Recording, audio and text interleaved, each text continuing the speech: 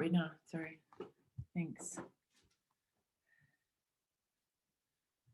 Hello. Hi, Joey.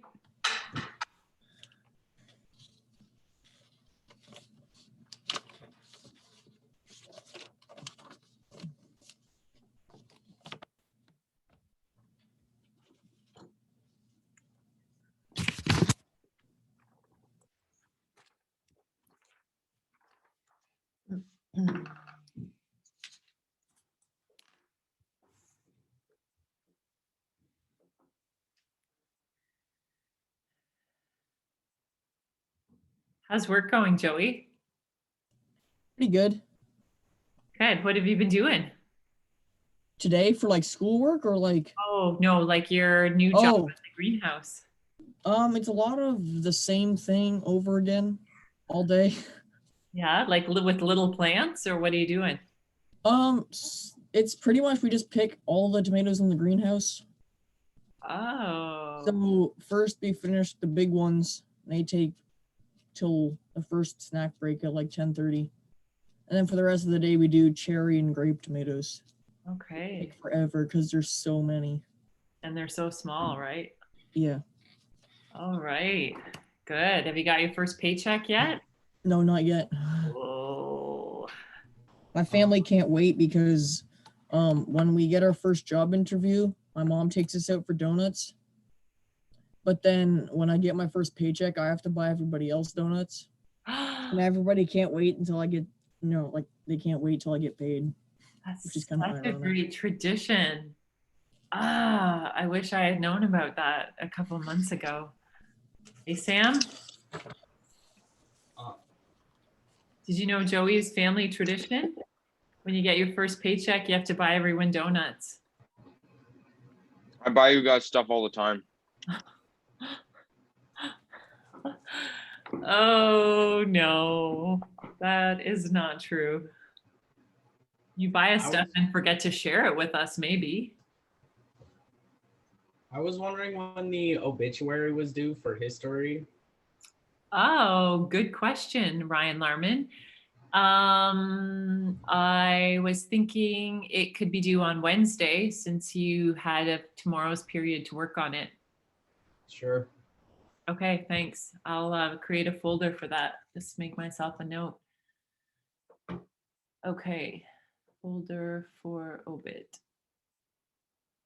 Hey, I looked up whether Hitler was partly Jewish because there seems to be a lot of urban legend around the irony that he was purported to have some Jewish blood in him, even though he was annihilating the Jews as a race.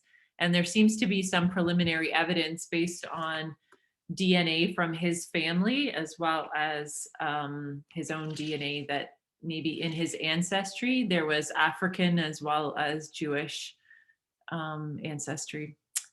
Just a little note there, young historians. We are going to turn over to Act 5. Can you believe we are in the final act, the final countdown right here? Isn't it great? Yes, it has been an adventure. You guys have been amazing with your first Shakespeare play, the first full one. So you've blown me away. I'm going to read the synopsis of Act 5 on the left-hand side of the page. And then we're going to skip a little bit just because we don't need all of that stuff for what we want to get into. So Portia and Nerissa return to Belmont. When Bassanio and Gratiano also return, bringing Antonio with them, Portia and Nerissa discover their husbands have given away their rings. Antonio steps in and pleads with Portia to forgive Bassanio. At this request, the women return the rings to their husbands and reveal that Portia was the lawyer who saved Antonio. Portia also tells Antonio that 3 of his ships have successfully returned and tells Lorenzo that he is Shylock's heir. So remember, it's a comedy, which means everything gets wrapped up nicely at the end for all the good guys, not necessarily for all the bad guys. So everything is neat and tidy by the end. And we have to use our imagination to think that Bassanio did not recognize Portia when she was the young lawyer Balthazar, and that Graciano did not recognize Nerissa. Okay, we have to really use our imaginations there, because otherwise it just doesn't make any sense. But we're going to use our imaginations. Okay, so Lorenzo and Jessica are talking. Remember, Portia has left them in charge of her estate while she tells them she's going to a convent to pray for her husband's safe return and for Antonio to be delivered. She's actually gone to the trial and acted as Balthazar, the young judge or the young lawyer. Okay, so let's pick up with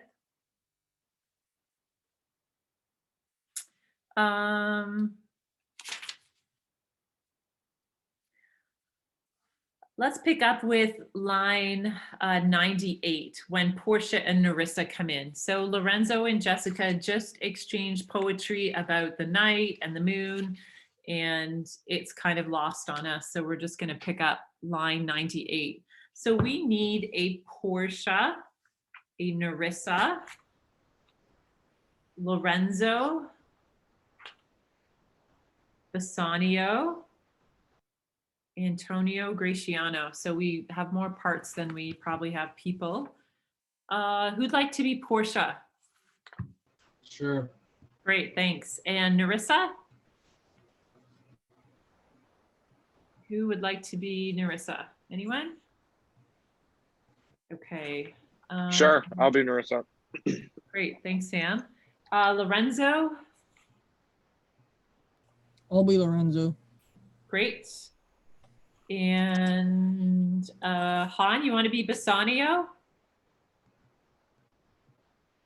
And I'll be Graciano. Hopefully that gets most of us there. Oh, Andy, sorry, I didn't even see you there. Andy, do you want to be Graciano? Sure, or you can be it if you want. Oh, I desperately want to, but I can share. All right. Okay, great. So let's start with line 98, please, with enter Portia and Nerissa. That light we see burning in my hall, how far that little candle throws his beam, still shines a good deal in a naughty world. When the moon shone, we did not see the candle. So doth the greater glory dim the less. A substitute shines brightly as a king, until a king be by. And then this state empties itself as doth an inland brook into the main of waters, music, art. It is your music, madam, of the house. Nothing is good, I see, without respect. Methinks it sounds much sweeter than by day.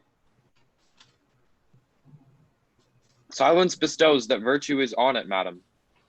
The crow doth sing as sweetly as the lark when neither is attended.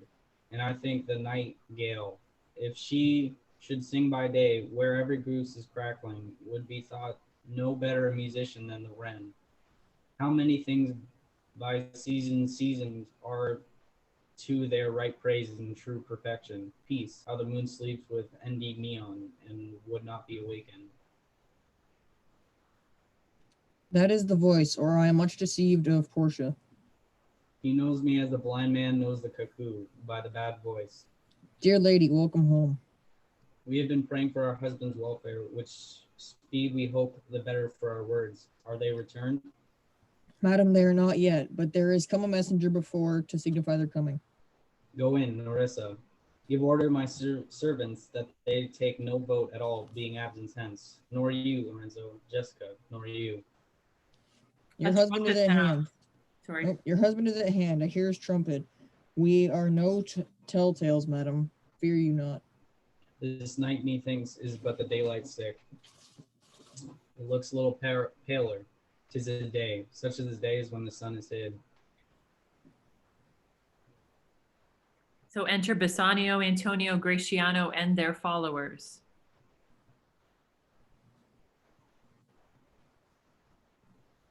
Han, are you Bassanio? I thought I was Graciano. Oh, okay. I thought maybe Andy was Graciano. Do you mind being Bassanio, Han? Is that okay? Here, Thanks. we should hold day with the antipods if you would walk in absence of the sun. Let me give light, but let me not be light. For a light wife doth make a heavy husband, and never be Bassanio so for me, but God sort all. You're welcome home, my lord. Graciano and Narissa talk aside. I thank you, madam. Give welcome to my friend. This is the man. This is Antonio, to whom I am so infinitely bound. You should in all sense be much bound to him, for as I hear, he was much bound for you. Oh, maybe I'll be Antonio. Yeah. Am I? Okay. No more than I am well acquitted of. Sir, you are very welcome to our house. It must appear in other ways than word. Therefore, I stamp this breathing courtesy.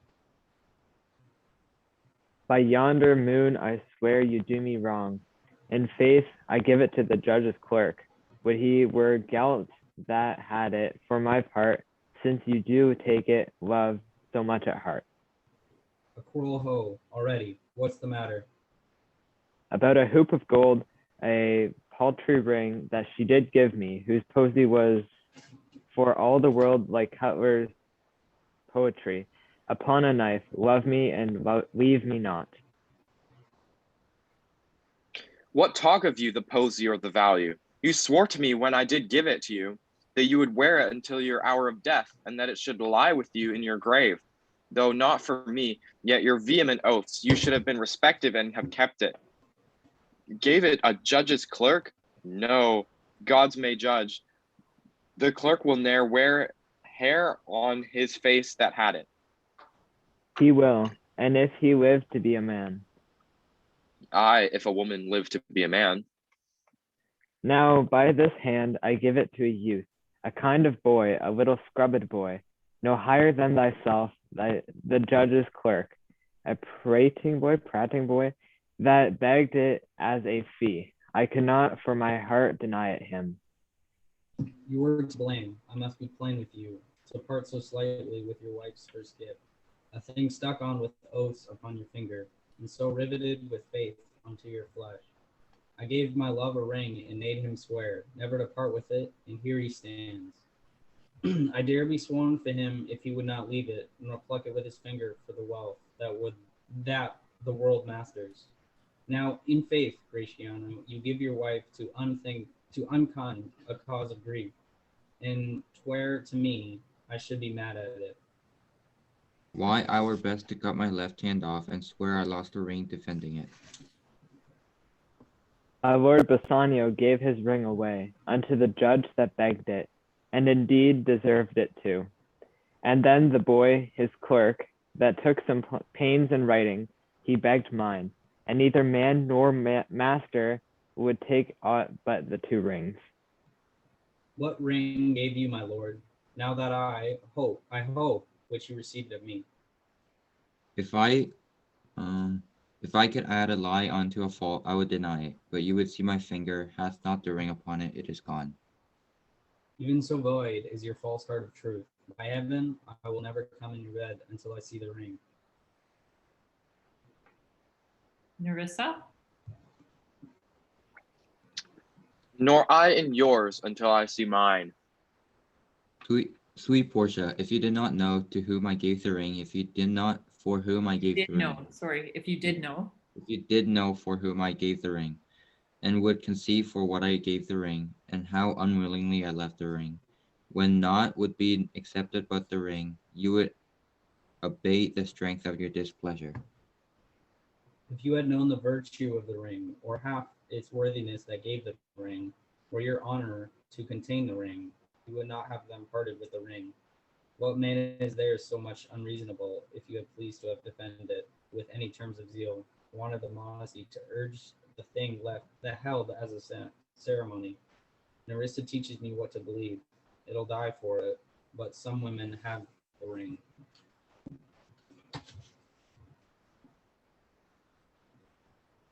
No, by my honor, madam, by my soul, no woman had it but a civil doctor, which did refuse 3,000 ducats of me and begged the ring, the which I did deny him and suffered him to go displeased away. Even if he had that had held up the very life of my dear friend, what would I say, sweet lady? I was enforced to send it after him. I was beset with shame and courtesy. My honor would not let ingratitude so much besmear it.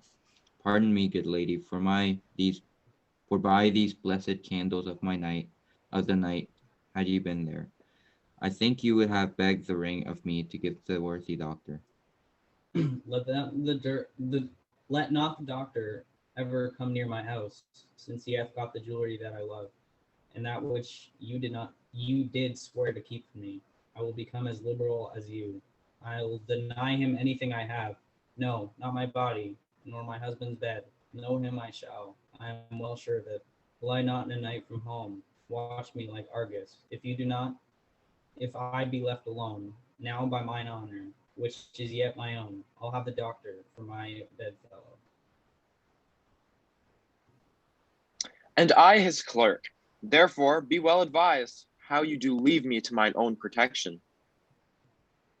Well, do you so. Let not me take him, then, for if I do, I'll mar the young clerk's pen. I am the unhappy subject of these quarrels. Sir, grieve not you. You are welcome, notwithstanding. Portia, forgive me this enforced wrong, and in the hearing of these many friends, I swear to thee, even by thine own fair eyes, wherein I see myself. Mark you but that, in both my eyes he doubly sees himself, in each eye one. Swear by your double self, and there is an oath of credit.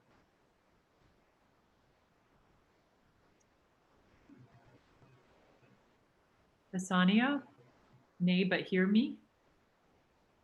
Nay, but hear me, pardon this fault, and by my soul I swear I never more will break an oath with thee.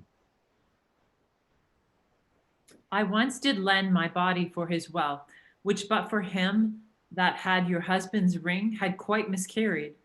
I dare be bound again, my soul upon the forfeit, that your lord will never more break faith advisedly. Then you shall be his surety. Give him this, and bid him keep it better than the other. Here, Lord Bassanio, swear to keep this ring. By heaven, it is the same I gave the doctor. I had it of him. Pardon me, Bassanio, for by this ring the doctor lay with me. And pardon me, my gentle Gratiano, for the same scrubbed boy, the doctor's Head clerk, talk. in lieu of this last night, did lie with me. Why, this is like the mending of highways in summer, where the ways are fair enough. What are we cuckold ere we have deserved it? Speak not so grossly, you are all amazed. She hands a paper to Bassanio. Here is a letter, read it at your leisure. It comes from Padu from Valerio. There you shall find that Portia was the doctor, Marissa there, her clerk. Lorenzo here shall witness. I set forth as soon as you, and even by now I return. I have not yet entered my house. Antonio, you are welcome, and I have better news in store for you than you expect. Unseal this letter soon, handing him a paper. There you shall find these three of your argosauries are richly come to harbor suddenly. You shall not know by what strange accident I chanced on this letter. I am dumb. Were you the doctor and I knew you not? Were you the clerk that is to make me cuckold? Aye, but the clerk that never means to do it, unless he live until he be a man. Sweet doctor, you shall be my bedfellow. When I am absent, then lie with my wife. Sweet lady, you have given me life and living. For here I read for certain that my ships are safely come to road. My clerk has some good comforts for you too. Oh, sorry. How now, Lorenzo? My clerk has some good comforts too for you. Aye, and I'll give them him without a fee. There do I give you and Jessica from the rich Jew a special deed of gift. After his death, all of his dies possessed of. Fair ladies, you drop manna in the way of starved people. It is almost morning, and yet I am sure you are not satisfied with these events at full. Let us go in and charge us their interrogatories, and we will answer all things faithfully. Let it be so. The interrogatory that my Nerissa shall be warned on is whether till the next night she had rather stay or go to bed now, being 2 hours today.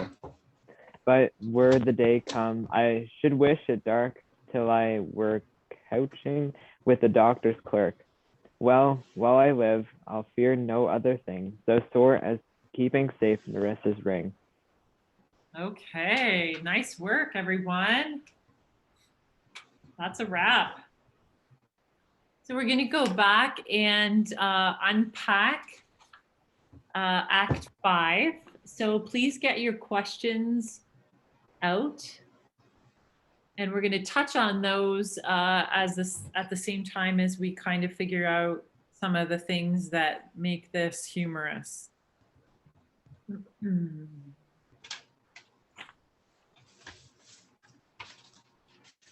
Okay, so the first question asks, how do Nerissa and Portia react when they learn their rings are gone? How do they tease their husbands?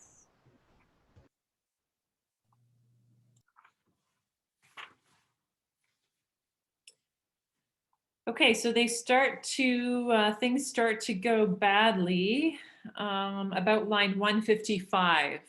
Nerissa discovers Graciano no longer has his ring. So starting there, just review what we read together. How do the ladies react when they learn their rings are gone?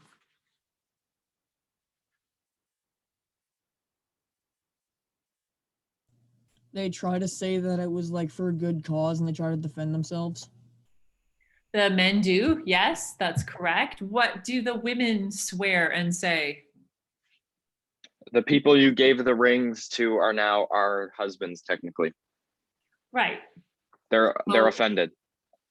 Yeah, so they tease them by pretending to be extremely offended and by saying really that all the oaths that they swore to them were wrapped up in that ring. So whoever has the ring has those oaths to loyalty and the marital bed and all of that. So they are really heaping it on here. Like, you better be careful that Dr. Clark doesn't come around here because he's got the ring, so he's entitled to everything of me, is kind of what they're saying. Okay, so they tease them by carrying this masquerade on and telling them that whoever has the ring has access to them. And they've sworn those oaths to whoever has the ring. Okay, so number 2 asks, how do their husbands try to defend themselves? And how do they learn the truth?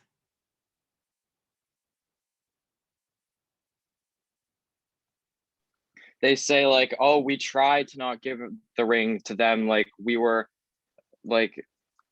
really, really tried, but Antonio convinced me to give it to him. And Yep. What did they offer instead of the rings? Do you remember? 3,000 ducats. 3,000 ducats. Yeah, good job, guys. Exactly. So what we would assume to be is even more than the ring, but all they wanted was the ring.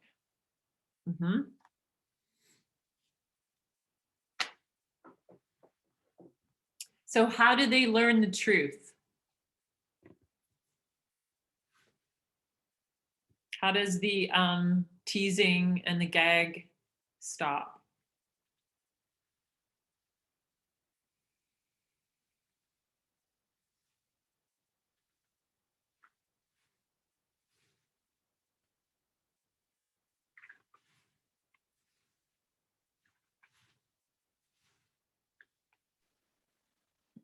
The women were like, see, I have the ring because I have slept with whoever had the ring, that kind of thing.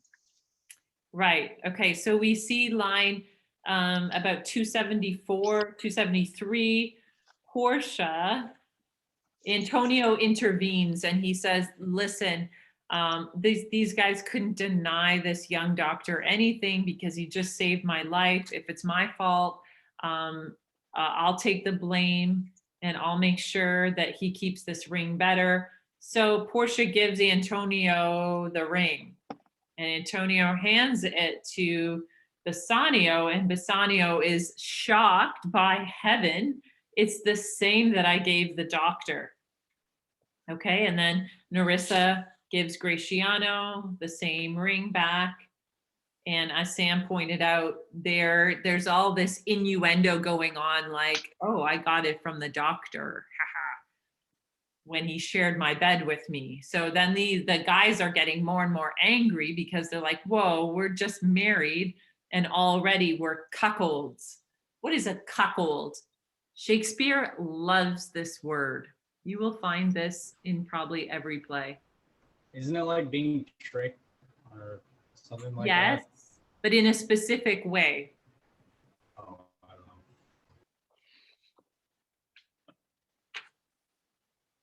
So a cuckold is like if you're a husband and you don't realize that your wife has had an affair. So you have been cuckolded.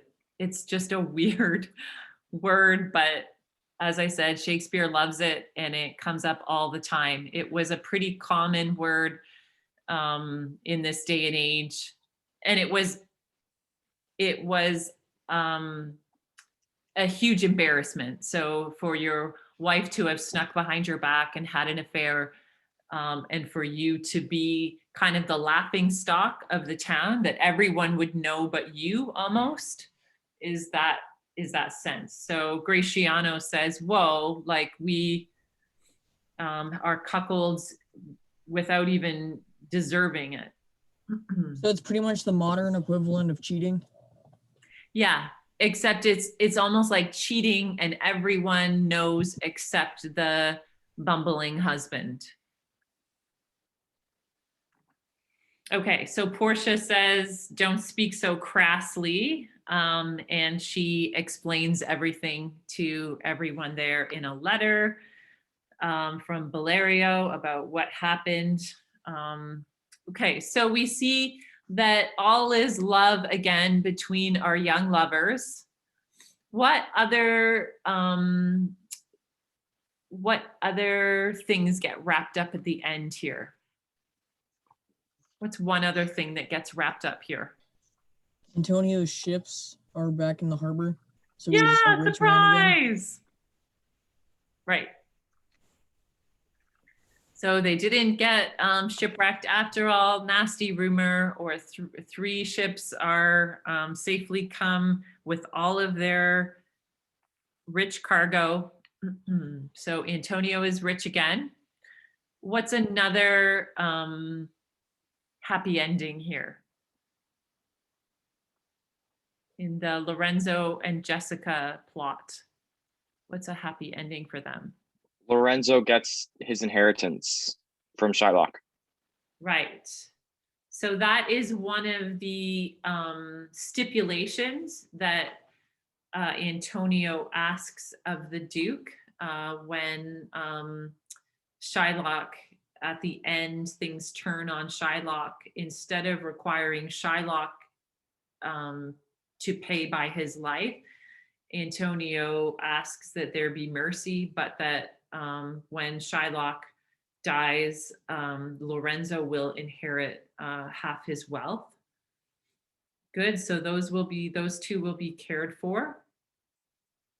Good, so you see in a comedy how all of the potential unnerving things going on or potentially tragic things all get wrapped up at the end. So we see all of our plots kind of being figured out and sorted out in positive ways at the end here.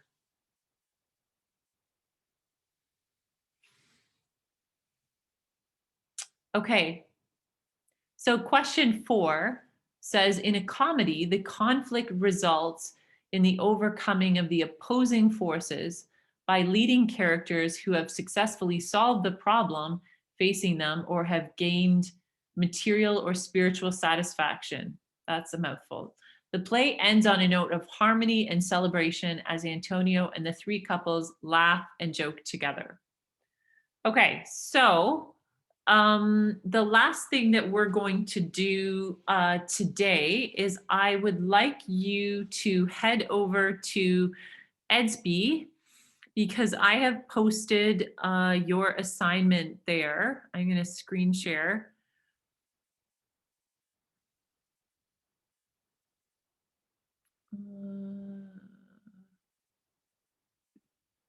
The last thing posted that I can see for Edsby is the thing from 5 days ago to read Act 2. Yeah, same here. Sorry. The last thing that you posted to Edsby that I can see is that there was no seminar last Wednesday. Okay. No, if you just look in the journal for today. Oh, So just be remembering to look in the journal because that's where I'm posting things, especially in advance when I have a chance to get ahead of this. So what I would like you to do now with a partner, so you'll have some time at the end of this class, you'll have Wednesday's class and you'll have between you and your partner choose an SD block on Thursday or Friday to work on this. And it won't take you long because I feel like we've covered some of this together in class. So I'd like you to explore a theme in Merchant of Venice. You'll be working with a partner and you will present that to the class. So once you've made a pair, so you've decided with someone, hey, let's be partners, I want you to email me and I will assign you a theme to explore. And then you'll have 2 periods. So you'll have Wednesday's period and then whichever block on Thursday or Friday you decide to work on that together to go over this theme. When you email me your partner, just one of you email me, please. And these are the themes. So you're welcome to say, Mrs. Ong, could we have revenge? And if no one else has taken revenge, I'm happy to assign it to you. So you might just choose in your email your first choice and your second choice for possible themes. It's all on this page. And Wednesday, when you pick up your package, I'll give you a hard copy of this, but for now, you'll just have to work with the electronic copy. So you'll be presenting 1 week from today. Your presentation will cover an explanation of what the theme is about. So if it's revenge, you're just going to remind us what revenge is about and what it looks like in the play. You're going to choose 3 quotes. So 3 text examples. And we'll look at that in a second. A visual representation of the theme, not an original. You're not doing a painting or something. You're just going to find something online that you feel like as a picture, a painting, or a graphic sums up your theme. Okay, so that won't take you long at all. And then analysis of how the theme affects the characters throughout the play. So it's important that you divide the work and the speaking roles equally between you two. You will be evaluated individually, but I want you to use the time that you have together to discuss and complete your work together to make sure that when you present it, it seems unified. So for analyzing your text examples, step 1, you're going to find a quotation that describes or presents your theme really clearly. So we've talked about mercy, we've talked about revenge, we've talked about justice. You'll just go back to some of those quotes that we've talked about. Some of them will be answers to questions you've done throughout for act and scene questions. Others might, you're just going to have to go back to your play and copy that quote specifically. Okay, so the first step is you find a quote that describes or presents your theme really clearly. It probably will have the word justice or mercy in it, or it might have the emotion of revenge. It may not have the actual word revenge in it. So you're going to quote that. That's your quote. You're going to explain why or how that demonstrates the theme. For example, how does this affect the main character? Does this demonstrate a change in character? Is this a particularly important plot point, a turning point, a decisive moment? Does this reveal character qualities or motivation for that particular character? Give the significance for the quote. So try to think about why this particular quote could further the reader's understanding of the play's theme.